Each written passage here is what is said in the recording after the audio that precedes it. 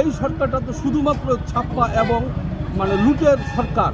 বাংলার সাধারণ জনতা আজ থেকে না, যেদিন থেকে মমতা ব্যানার্জির সরকার বাংলায় প্রতিষ্ঠিত হয়েছে সেদিন থেকেই বাংলার লোক আজ অবধি ভুরি ভুরি দুর্নীতি, কী দুর্নীতি, কেমন দুর্নীতি সেই সম্বন্ধে সম্পূর্ণ অবগত।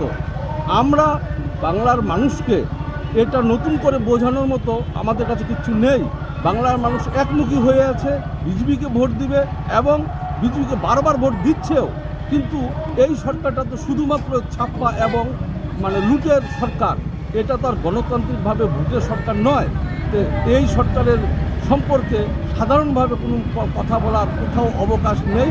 পাবলিক সব জানে, জনগণ সব জানে, জনগণ জনার্দন, জনগণ বিজেপিমুখী অনেক দিন থেকে, আজকে নতুন নয়।